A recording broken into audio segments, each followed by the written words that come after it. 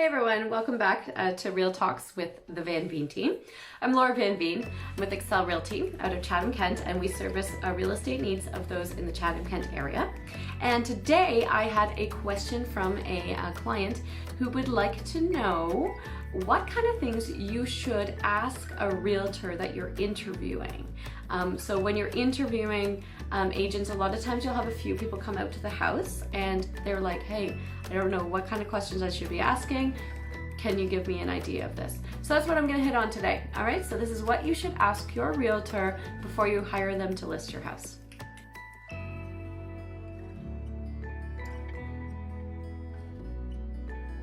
Okay, so I'm gonna try to answer this question really point blank and factual as much as I possibly can. Yeah, I'm gonna try to make sure that the answers that I'm giving you today regarding what you should ask while you're interviewing a realtor, or if you're working with someone that maybe you're not feeling like the relationship is going perfect, things that you can bring up and talk about to try to enhance that relationship. So I'm going to try to do this in a way that's really encouraging and positive all the way through. So I hope you guys like it. I hope you take something away from this, because it can be a scary thing, trusting a giant investment into somebody else's hands. So you want to make sure that that relationship's really healthy. So my first thing, so say you're about to list your house and you have like 4 realtors coming. Number one question that I would ask is what kind of photography you use, because right now they say that over 90% of houses are first being seen through photography. So the photography has to be great. Most people also don't click past the 3rd photo, so you only get 3 chances. So when you're online scrolling through that MLS system, if the photos aren't bam, then most people are going to just move on, and you're not going to get the visit that you need to get them in the door. So ask them for examples of their photos, ask them if they use a professional photographer, and if they do not, then that's totally cool. A lot of us have taken classes and are doing really well with photography now, but ask them if they're using editing software, and just make sure you see some pictures so that you've got an idea of what they're gonna bring to the table. The second thing that I would say is whether they use video, whether that's an option to use video, and that can go both ways.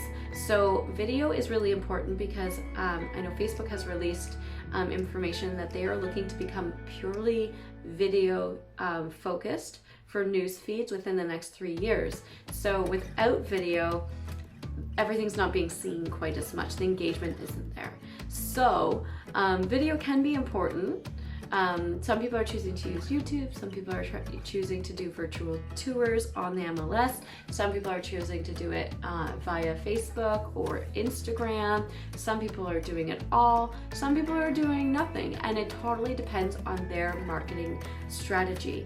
And so talk to them about their marketing strategy and their stats behind it so that you can make sure you're comfortable. Some people also really don't like having video. There's different stats going both ways with listings. Some people love it, some people hate it, some people think it gives too much of it away and then people don't come in the door. So there's different opinions, and see what works best for you. My third thing is print media.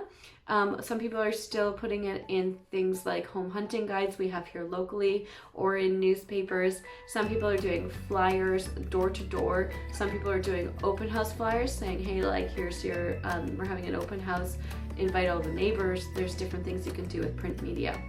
So ask about if they provide any print media and if you would be charged for anything above for any print media or video or photographer, or if that's included in their commission fee.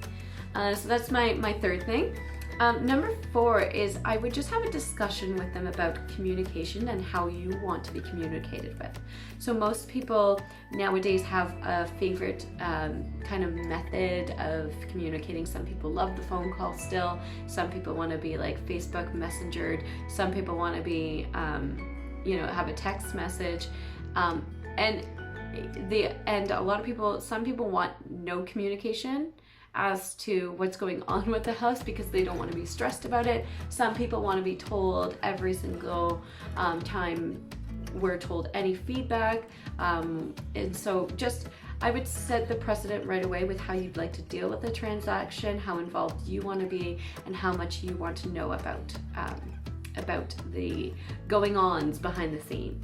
So communication is key on that.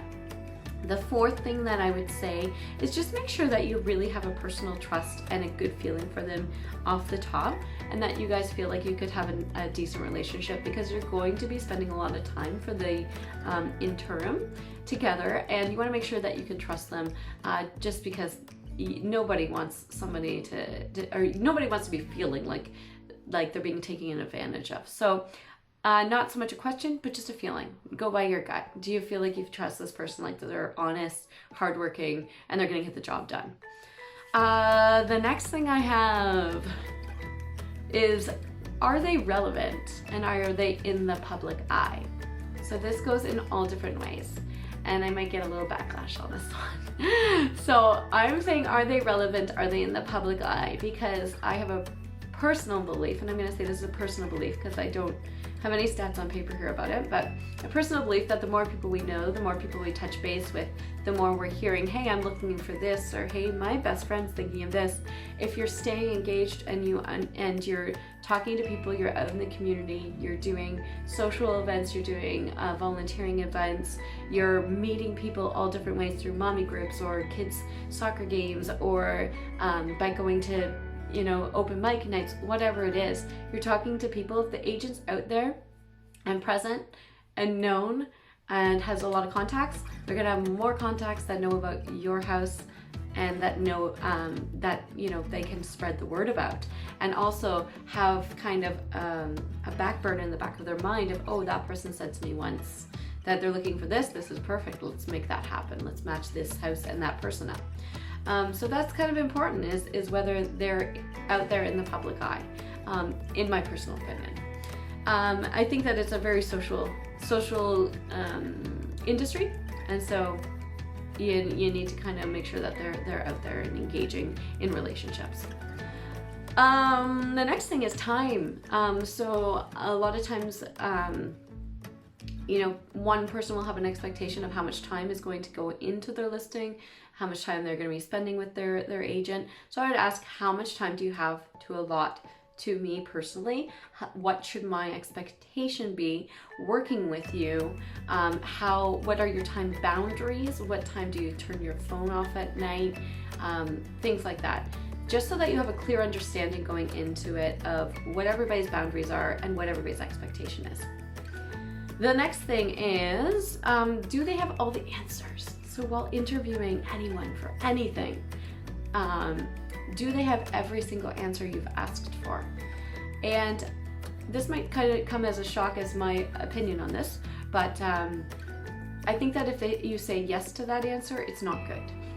Because I think that sometimes we tend to overcompensate by saying yes, yes, yes, yes to everything, and we can't possibly know every single answer. So sometimes it's better to hear from someone that, you know what, I'm not sure, let me look into that and get actually all of the details, do the due diligence, and have it done properly. So that's just a personal thing when speaking to anybody in life, is do they have every single answer?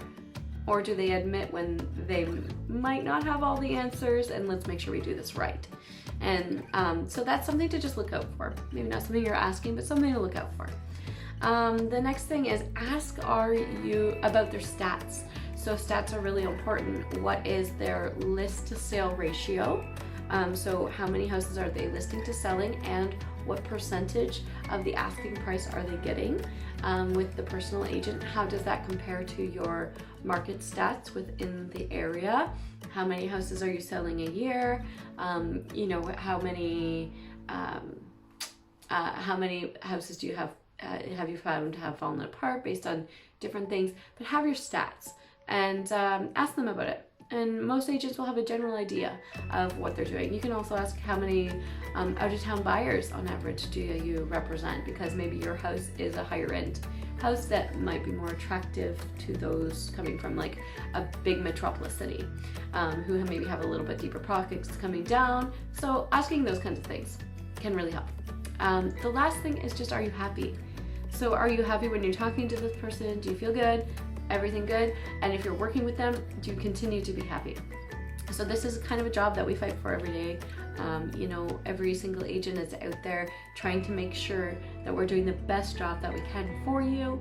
And I think that having clear expectations, asking the questions up front, and knowing exactly how the relationship is going to look up front is the best way to tackle getting into any sort of relationship with working with a realtor. Okay guys, so that's it for today. I really hope that this helped you out a little bit. Hope you guys have kind of a clear understanding of what you should be asking before hiring a realtor, what you should know about them.